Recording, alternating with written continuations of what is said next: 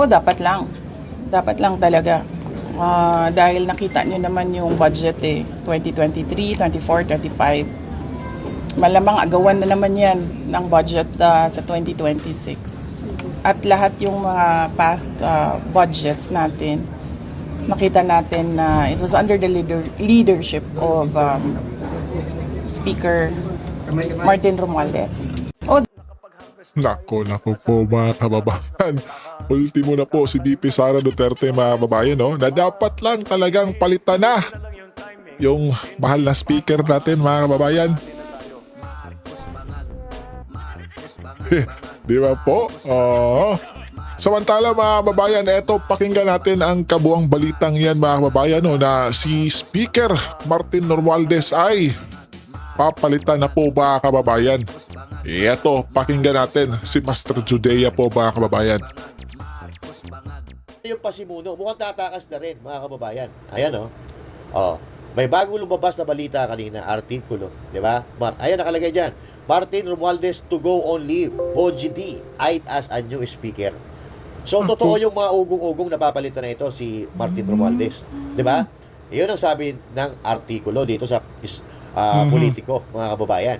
Yes, So, boss. actually, dapat nga matagal na yan eh.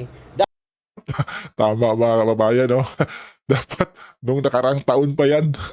Dapat matagal na sinibak yan. Hindi ko lang maintindihan sa presidente ng Pilipinas kung ano ang nangyayari, kung bakit hindi pa niya tinatanggalan sa saldico na maraming kontrobersiya diyan sa pagka-speaker niya.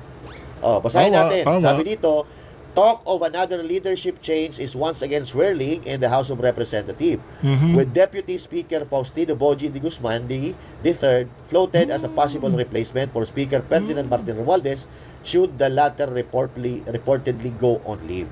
Okay. So, ituloy natin. Leave.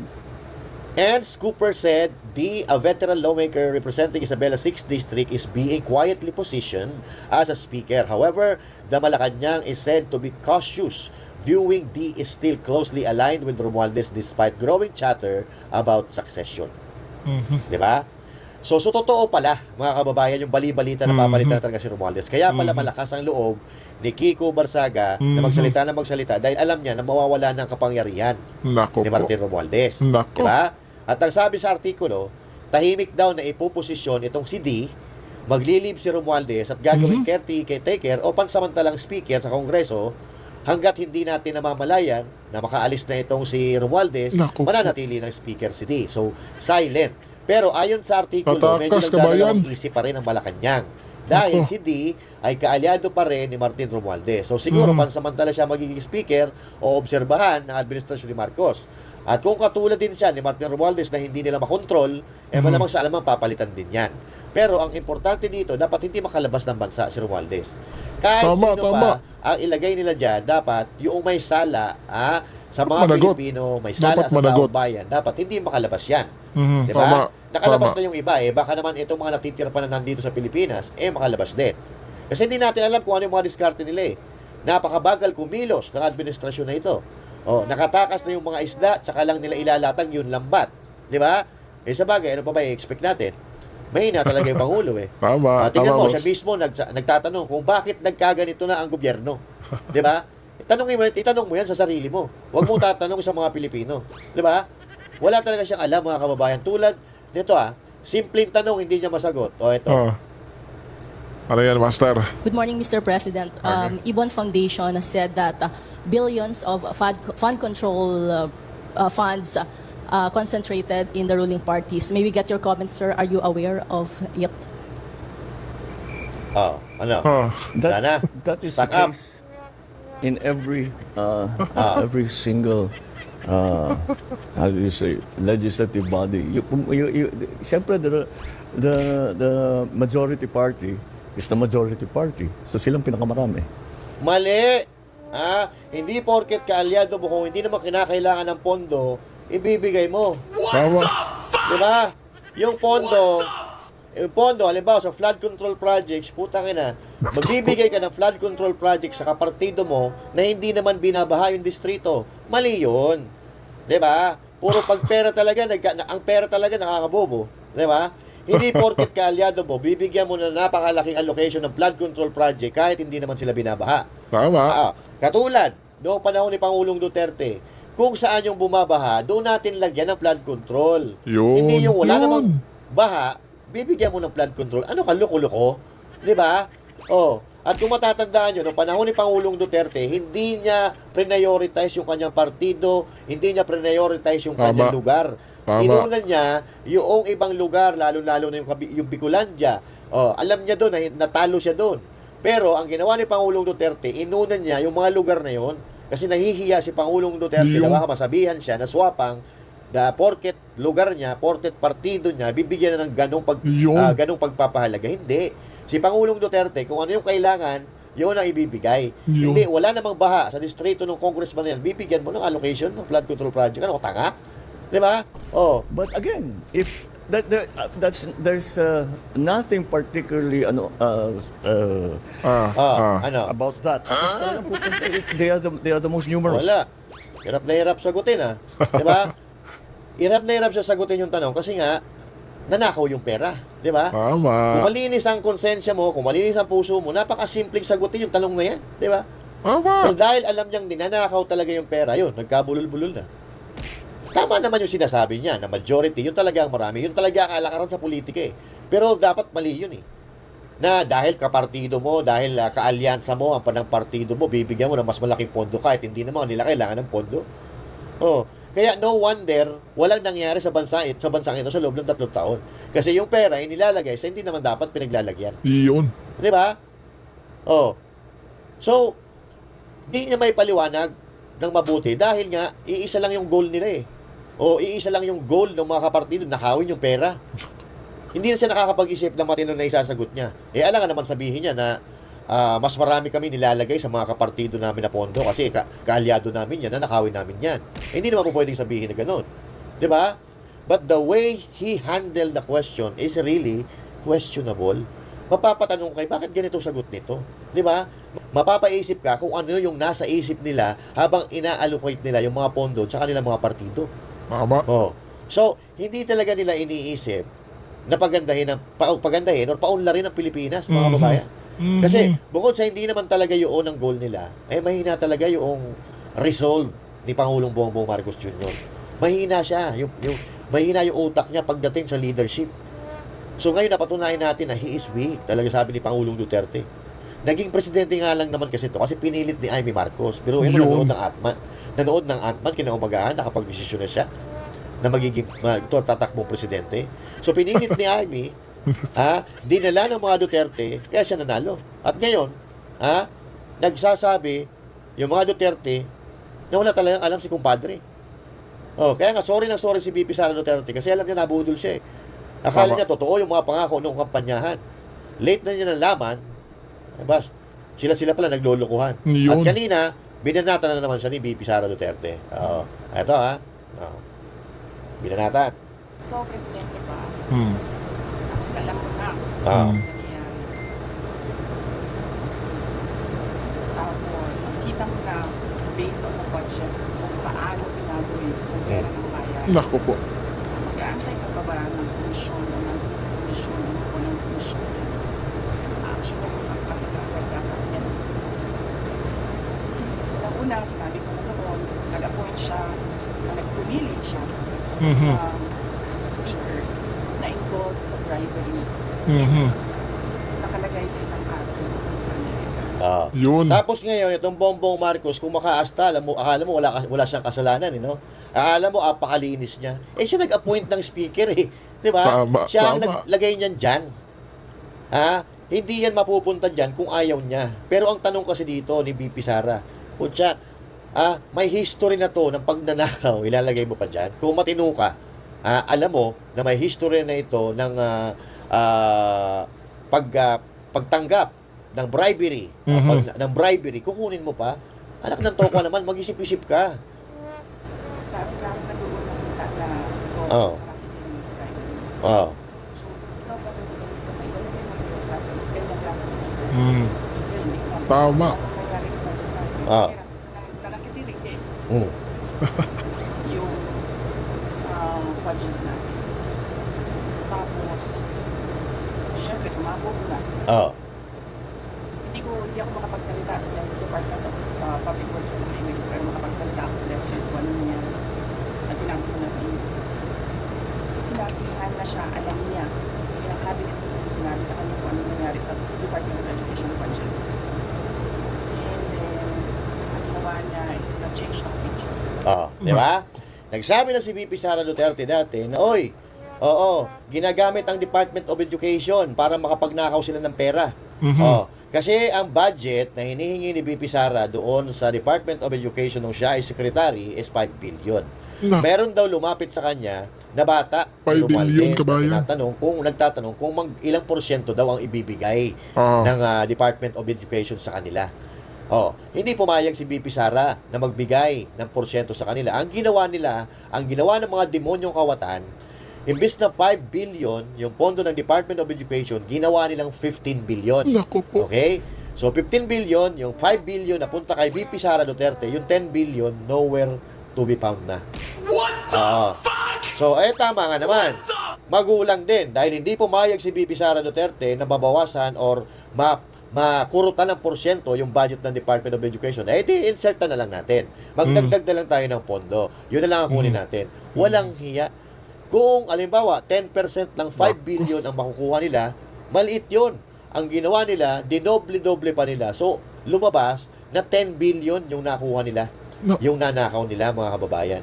And that's what VP Sara is explaining. At may video yan, mga kababayan. Hanapin nyo lang Naku dyan. po. Ano ba bang komisyon? Anong komisyon? Anong investigative body ba ang kailangan mo? Nandyan na yung budget. Nakikita natin kung paano siya kinuha. Sabihin mo na kasi VP Sara na nagsasabuatan sila. Oo. Nagsasabuatan sila. Kasi kung ako presidente, may mga pinangalanan. Nakikita ko, ako ang nasa top, ako ang nasa bubong. Makikita ko yung nasa ilalim niya lahat. Tama. Walang hiya. Yung mga ordinaryong Pilipino nga, alam na kung sino ang nagnanakaw ng pera. Tapos ikaw, presidente ka, hindi mo alam. Puta, wala kang kwenta pag ganun. Diba? So, ang kailangan natin, mabawi yung pera na pinagnanakaw nitong mga demonyo na to. Tama. Yung pinagnanakaw nila, maibalik sa kaban ng bayan para mapakinabangan ng mga Pilipino. We don't need an investigation kasi yan ang nangyayari sa mga investigasyon. Nakakalimutan lang yan pag humaba ang investigasyon. Nalilimot yan. Nauuwi yan sa kalimot. True. So, siyempre, yung mga tao mapapagod na. Wala namang nangyayari, pabayaan na lang natin. Dapat hindi ganun. Ito yung umpisa na natin. Nabunag na, napangalanan na yung mga nangangawat. So, putya na, pag ito, nakalagpas pa ito, wala na. Kawawa tayong mga Pilipino. Diba dapat nun, ay diretsyon mo na gawin yung tanggalin mo yung speaker mo, ayusin mo na yung, sabihan mo yung mga kaalyado mo sa House of Representatives, ayusin mo yung budget. Tapos, nalamutin mo na yung, mag-lifestyle check ka na dyan sa mga congressman at Correct. sa staff nila. Oo. Dyan may bahay sa atin. Tama. Nako po. Diba? Masyado siyang, hindi niya alam kung ano gawin at masyado siyang mabagal lumalaw. Yari na naman tayo nito. Yari na naman tayo nito. BP Sara kay Auntie Clem. Auntie Clem, yun. Sigurado, bukas ng umaga, first Tama. thing in the morning, may buwelta agad yun. Di ba? Kung sabihan mo ba naman na walang alam, tapos napakabagal gumalaw, mabigat itong bitaw na ito ni BP Sara ngayon. Di ba? Sigurado, umuusok na naman ang mga tumbong, mga tenga, ng mga umiidolo kay Junior. Di ba? Napabuntong hininga na lang yun. Alam nga nung bata na nakikinig lang, nanonood lang ng balita at nagbabasa lang ng budget. Presidente, hindi niya alam. Correct. Tulit na po ba yung ginawa ng EDM and of course, dapat po ba talagang kasubuan si Speaker and si Sandy ko sa mga gumawa? Actually, hindi na nga siya tulit. Nothing na nga siya nothingness na ginagawa. The Speaker was your campaign. Pwede na po yun. Hindi naman siya naging speaker noon eh. Ay, hindi ma'am. I mean yung bribery po kasi na-mention yung bribery, alleged bribery. I do not remember the exact time kailan ko nalaman yung case doon sa United States kung saan nabanggit yung pangalan niya sa pagtatanggap ng bribery Nako. for the cases that were filed here in the Philippines. Pero hindi naman kasi ako ang pumipili ng speaker eh. Ang pumipili ng speaker ay Ang presidente. Yun, ang So, presidente. biruin mo naman. yan, mga kababayan, na mga revelasyon, allegation yan ni VP Sara Duterte. Napakabigat yan. 'Di ba? Yung sa Okada na mali-maleta na pera. Ba't hindi nila kinakasuhan si VP Sara Duterte kung si VP Sara Duterte ay nami-make news, 'di ba? So, Yun. ibig sabihin, Tama yun. ayaw nilang pag-usapan dahil mauungkat, mga kababayan. Kahit i-google nyo, makikita nyo yan eh. Ine-expose na din yan ni Miss Sas Rogandot Sasut mga babayan, di ba? Yung Okada ni Martin Romualdez mga babayan.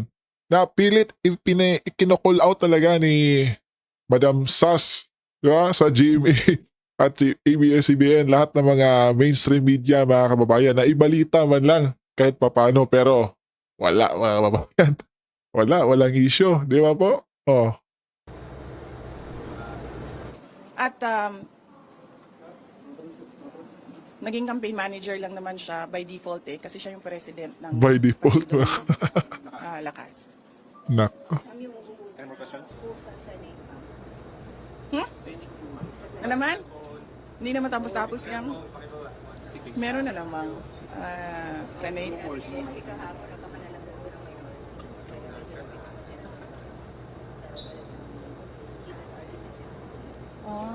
Hindi ko rin sinusundan kung anong nangyayari sa Senate. Pero nandun ako bukas, sabihan niyo yung mga kaibigan niyo sa Senate. Ah. Hindi for budgeteering.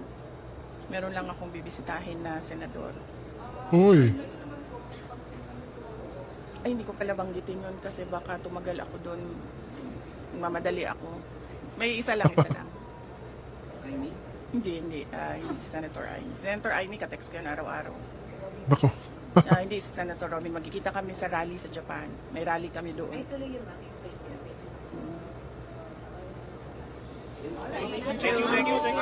Ayun. So yan, mga kababayan. Matindi yung bitaw ni VP Sara Duterte. Tama, Sigurado tama, naman Master. tayo na Tama. uusok na naman ang tumbong, ha? Na-declare. Ni Claire Castro dito. Di ba? Umandahan-dahan na tayo, ha? Pero alam mo, dito natin mapagtatanto. Di ba? Paulit-ulit, marami ang nagsasabi na ganito, ganyan. Pero ayaw pa rin maniwala talaga ng mga tao. Pilit pa rin nila na itinatama yung pagkakamali or yung mali na naririnig nila.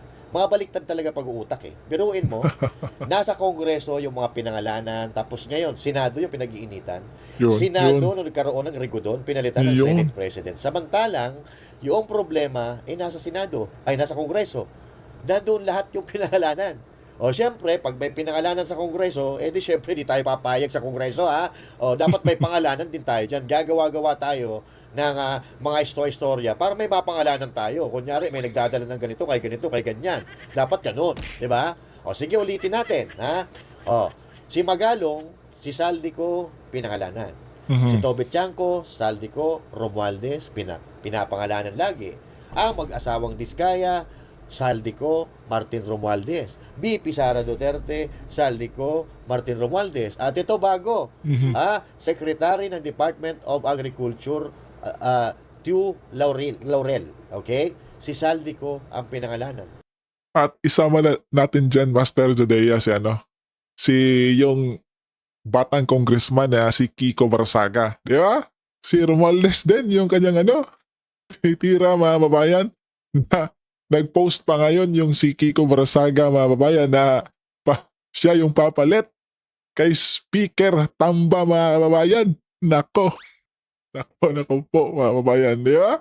Tapos, yung mga kakamping sa mga babayan, pilit pa rin talaga nilang isinisigaw or isinisisi kay VP Sara sa mga Duterte mga babayan. Di ba? Di ba po? Ayos. Nako, di ba? Tapos magtataka ka kung Ah. bakit ang sinisigaw nila sa rally panagutin si Sara Duterte. Yun. Utang na yan. What the fuck? Paano napasok na naman si Duterte doon? Ha? Yun, Sa mga ginagawang kababayan. pangangawat ng mga nasa Kongreso. Hindi lahat ng nasa Kongreso, ha? Kasi sabi natin lagi, marami pa rin mababait at matitino dyan sa Kongreso. Ito, mga pinangalanan, pinangalanan na eh. 'Di ba? Ano pa gagawin natin dyan? Di siyempre imbestigahan. 'Di ba? kung di ba naman mga top-notch idiot, itong mga salot sa lipunan na ito, na pilit pa rin nilang inililigaw ang Relax mga lang, Pilipino. Master. Yung mali, Relax. ginagawa nilang tama. Yung tama, ginagawa nilang mali. Pero marunong na ang taong bayan. Tama. Diba? Marunong Yun. na. Oh, marunong na mag-analyze, marunong na tumimbang ng istorya. Mhm. Pagkain na. Oo. Sino ba naman maniniwala? Pasasalihin mo sa swimming competition, hindi marunong lumangoy. Maniniwala ka ba doon? Ganon sila magsinungaling ngayon, mga kababayan. Yung halatang halata. Ha? Na talagang ginagago ka, niloloko ka. Oo.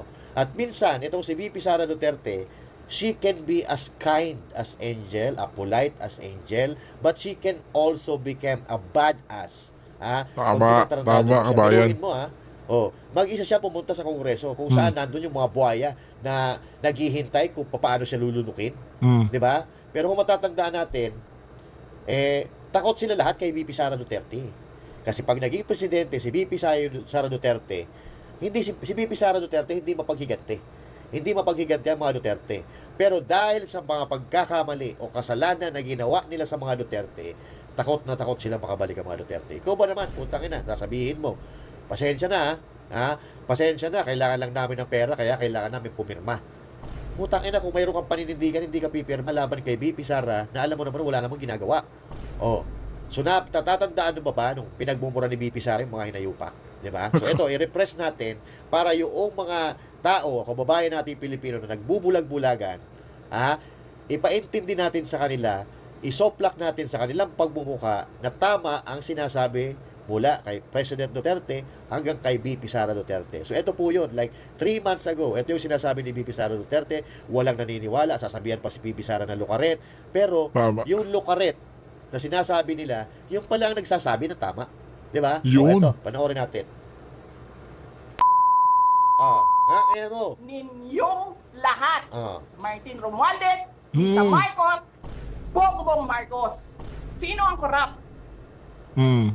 Yung mga congressman na yan na nag-hearing, anong sinasabi nila? Pagkatapos, pag na-off na ang mic, pag wala ng media, pasensya na kayo ha.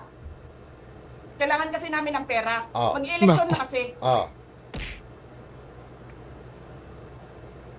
Pakisabi kay Sara ha. Hindi ko naman gusto tong ginagawa ko eh. Hindi mo pala gusto ginagawa mo eh. Bakit mo sinisira pangalan ko? Correct. Joel Chua. Ako po.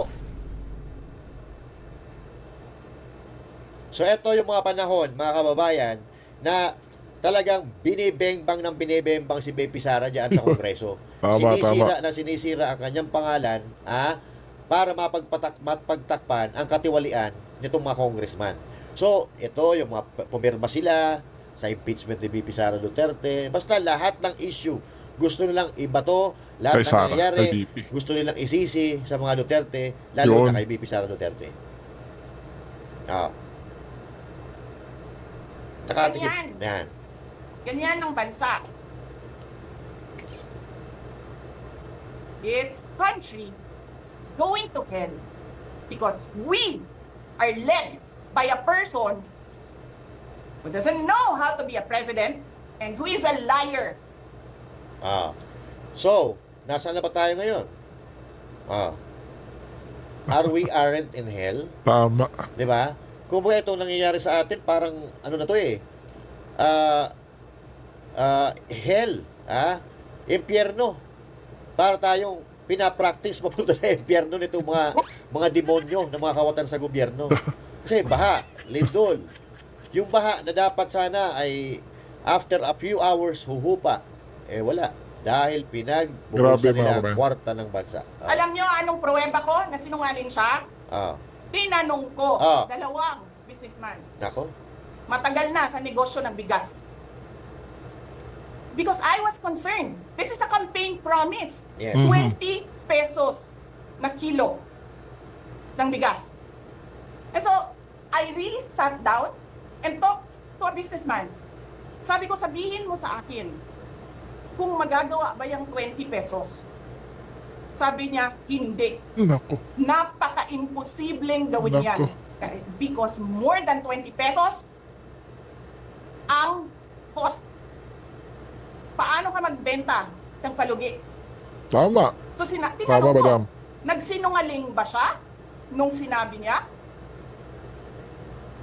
And then he said outright, yes. Sinungaling It's talaga. either he did not know what he Ah. was talking about, that's so incompetent, Nako po. or he was lying through his teeth to get the votes of people. Tama. Ninyong lahat. Yan. Martin Romualdez, Lisa Marcos, Bongbong Marcos. Yung. Oh. Ah. Grabe. Grabe talaga itong si President BP. President Sara Duterte, mga babayan, no? Di ba po, yun yung kinanakit ni BP Inday nung nakaraang buwan, mga babayan, di ba? Dahil sa pinagagawa nila. Di ba? Tapos, eto na ngayon, mga babayan, yung mga pinagsasabi ni BP Inday na tila yung iba hindi naniniwala at sinasabihan pang luka-luka si BP Inday, mga babayan, ay eto. Eto na, mga babayan. Di ba? Lumabas na. Oh, wala talagang sikretong na itatago, mga babayan, no? Di ba po? Ikaw, kabayan, anong masasabi mo sa nangyari sa ating bansa ngayon? Magkomento lang kayo sa baba at pag-usapan natin yan, kabayan.